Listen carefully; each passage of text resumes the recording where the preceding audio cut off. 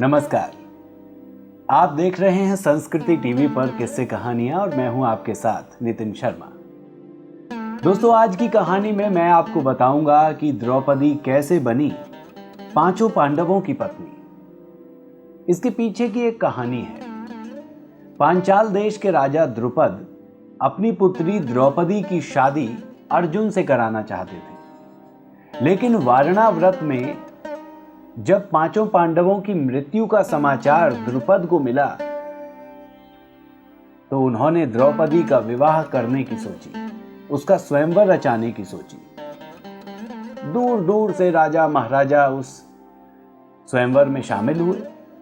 शर्त यह थी कि नीचे पानी में देखकर या तेल में देखकर ऊपर पानी में तैर रही मछली की आंख में जो निशाना लगा देगा, उसी के गले में द्रौपदी वरमाला डालेंगे। ये काम अर्जुन के अलावा एक और योद्धा कर सकता था और वो योद्धा कर्ण था।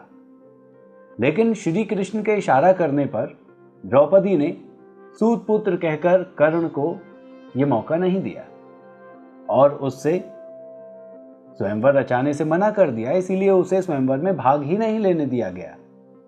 वो अपमानित होकर वहां से चला गया। लेकिन तभी सभा में 5 ब्राह्मण आए। वो ब्राह्मण और कोई नहीं बल्कि पांचों पांडव थे। जब सारे राजा महाराजा प्रतियोगिता हार गए स्वयंवर की, तब अर्जुन को मौका मिला।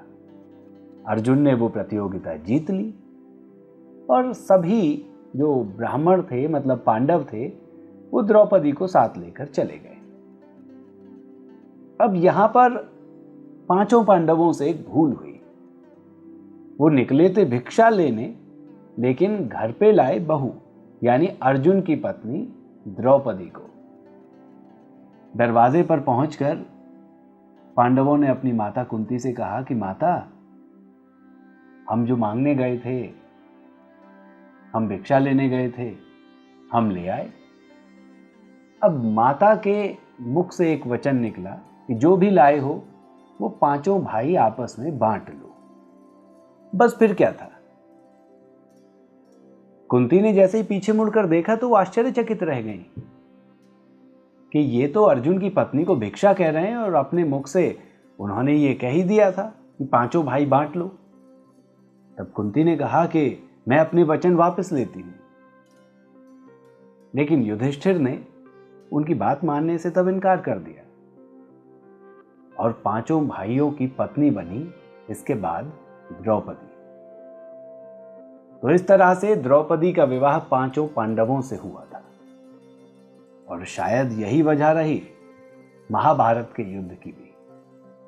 तो दोस्तों, ये थी कहानी कि द्रौपदी पांचों पांडवों की पत्नी कैसे बनी। अगर आपके पास भी कोई किस्सा या कहानी है तो आप हमें ईमेल कर सकते हैं। स्क्रीन पर हमारा ईमेल आईडी आपको दिया गया है। नमस्कार।